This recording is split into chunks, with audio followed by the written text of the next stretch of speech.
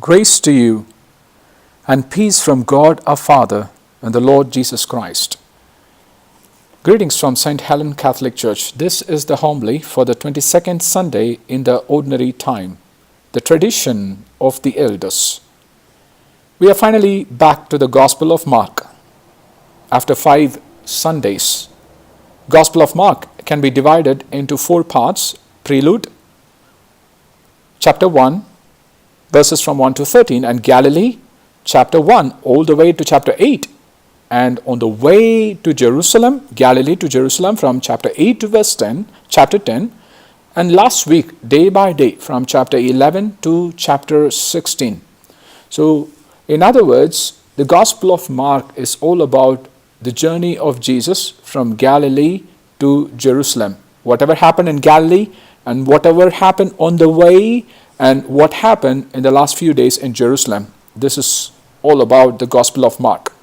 Today's Gospel passage takes place in Galilee, and you can see the map here that specifically shows the place of Galilee.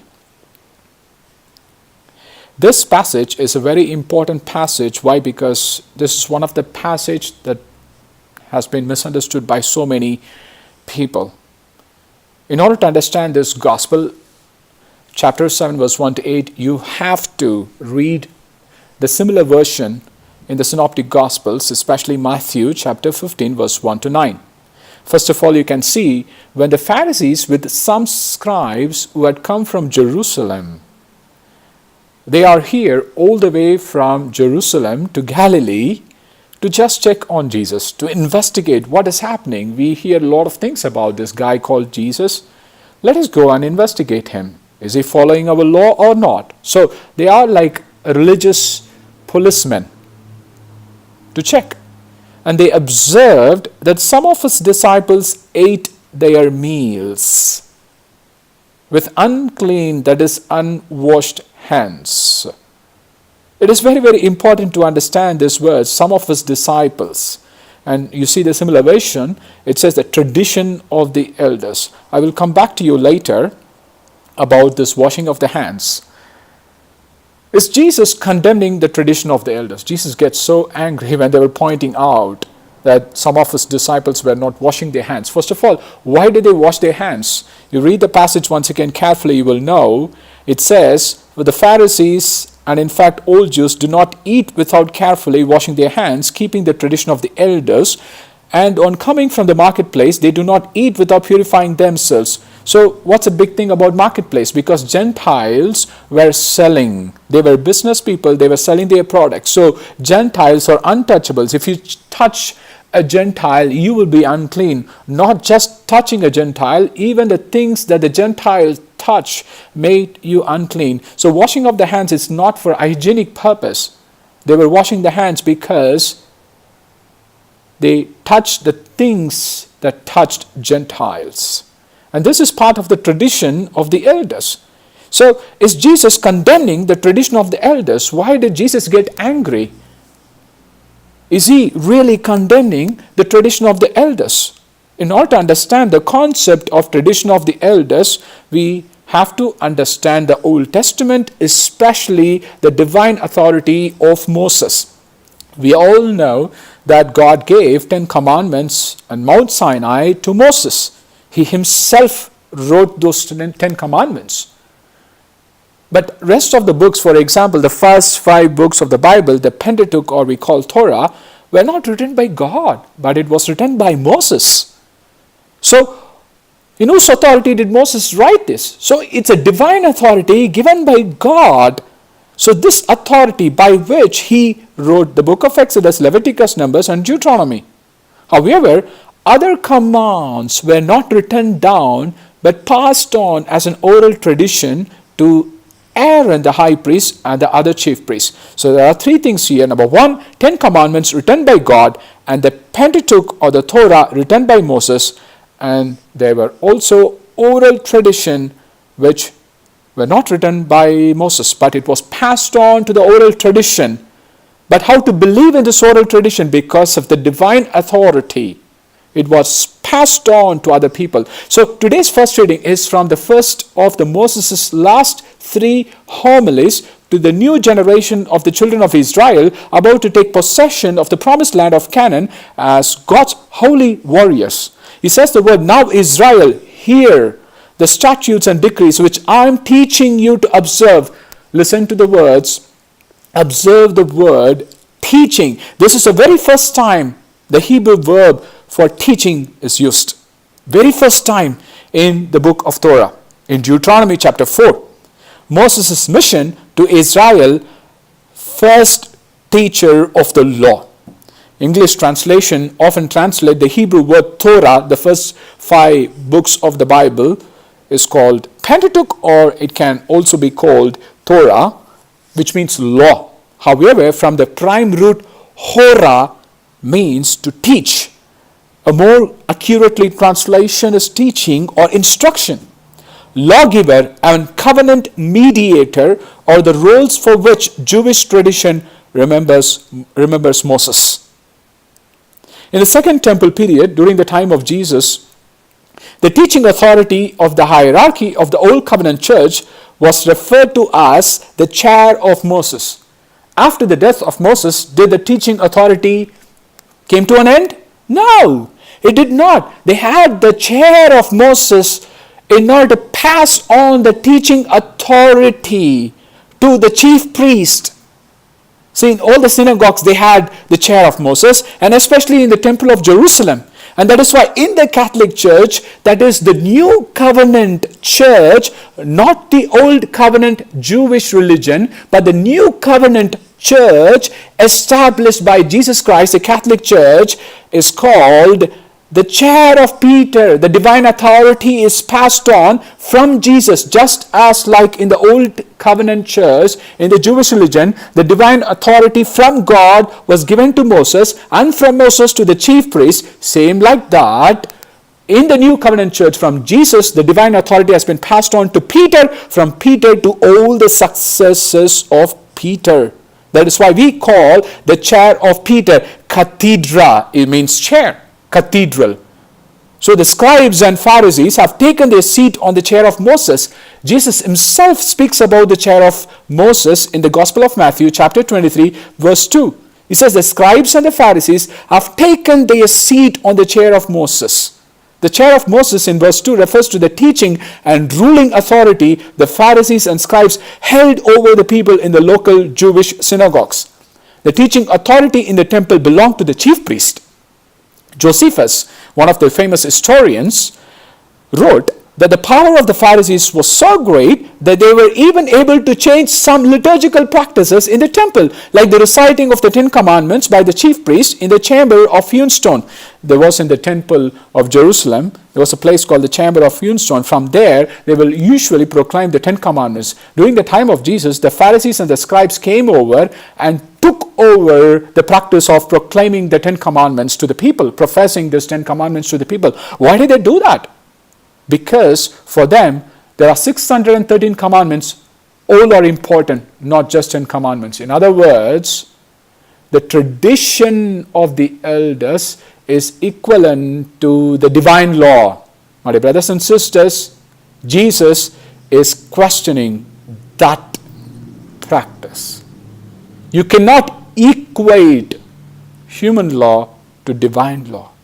What Jesus is condemning here is not the oral tradition, but the interpretation of the oral tradition. Tradition of the elders is not the oral tradition. It is the interpretation of the oral tradition. So what's a big problem here? Is he really condemning the oral tradition? Read carefully. Jesus did follow the tradition. When the Pharisees and the scribes came, they did not say, Jesus, you did not wash your hand. They said, some of your disciples are not washing their hands. Jesus did follow the tradition. But what he is really against is using the tradition of the elders to eliminate 10 commandments. In other words, the Pharisees found some loopholes to violate the 10 commandments with the help of the tradition of the elders. Read the Matthew's version of the same gospel reading of today from the Gospel of Mark chapter 7 in chapter 15 verse 1 to 9. Some tell that the famous J.P. Morgan, one of those business sharks, met with his lawyer to discuss an important issue. The lawyer told him that what he wanted to do was against the law. Morgan replied, "I don't pay you to tell me what according to the law I cannot do. I pay you so you can find a way for me to do it without having to fear law enforcement." It's asking him to find loopholes in the law. That's why Jesus says in the gospel reading today, you disregard God's commandment but cling to human tradition. He says you are eliminating God's commandments and clinging on to human tradition. What is important is divine law, 10 commandments. In the book of Deuteronomy, that is first reading today, Moses writes, "In the fulfillment of the commandments of the Lord your God, which I give you today, you will add nothing or take away anything that I command you." Moses says here, hey, 10 commandments are divine law. Please don't add anything or remove anything from the 10 commandments. You have to follow it. The 10 commandments are still valid in the 21st century, but all of us, or Mr. Morgan, and we have a lawyer, the Satan, who advises how to break the 10 commandments and not feel guilt or remorse. We hate to feel guilty. We want to violate the 10 commandments, but we should not feel guilty. In the name of political correctness today, we have removed 10 commandments of God from public places. If you take the concept of political correctness at face value, it is a good thing.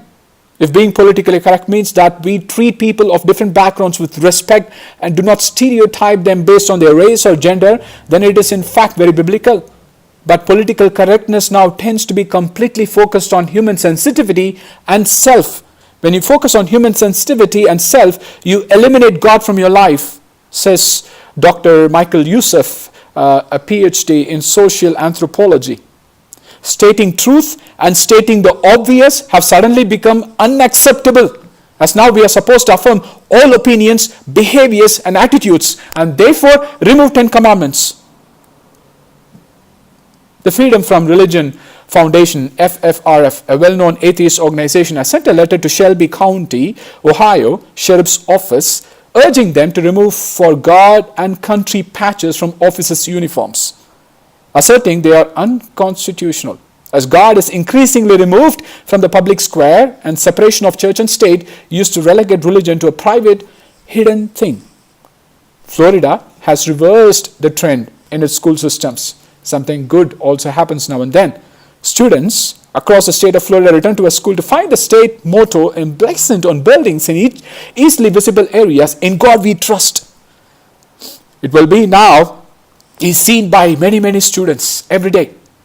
Tennessee enacted a similar law in April that requires "In God we trust" to be displayed in a prominent places such as school entryway, cafeteria or common area where students are likely to see the national motto.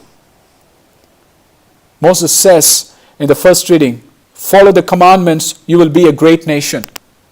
Dear friends, in the first reading Moses says this, follow the 10 commandments, you will be a great nation. 10 commandments, Jesus actually talks about the vices today in the gospel reading. Read the 10 commandments right from 1 to 10 and you can apply all the vices if you break the 10 commandments. In other words, Jesus says that the 10 commandments protect everyone who follows from these vices. You follow the 10 commandments, these vices will not be inside of you. All the vices, arrogance, blasphemy, folly, murder, adultery, theft, deceit, unchastity, greed, evil thoughts, licentiousness, malice. If you follow, these vices will not be inside of you. Jesus says 10 commandments is like a wall that protects you from these vices coming to attack you. So what Jesus is against is not the tradition of the elders, but eliminating the 10 commandments, removing the commandments. Remove the commandments, you will have all of these in your lives that defiles you. What defiles you is that which separates you from God. Jesus strongly opposes the disobedience to God and His commandments. A man and a lady enter a takeaway restaurant. The man orders 2 fried chicken dinners. The girl at the counter mistakenly gives him a bag of money, the entire day's proceeds, instead of fried chicken. The man and the woman drive to their picnic site and sit down to enjoy their chicken dinner. To their surprise, they discover that it is a bag of money, totaling almost $1,000. They put the money back in the bag, drive back to the restaurant, and return the money back to the restaurant manager. The manager is overwhelmed. He declares the man a hero and a saint. He goes to call the local press to put the story and the man's picture in the local newspaper. "You are the most honest man in the whole world," says the manager. But the man would not let him call the press. Instead, he leans closer and whispers in the ears of the manager, "You see, the woman I'm with is not my wife. She is somebody else's wife." The man might well be a hero in the eyes of the world, but he's not a saint. God doesn't want us to be a hero. He wants us to be saints. Saint Teresa of Lisieux says these beautiful words: "You cannot be half a saint. You must be a whole saint, or no saint at all." God doesn't want heroes. He wants us saints. Amen.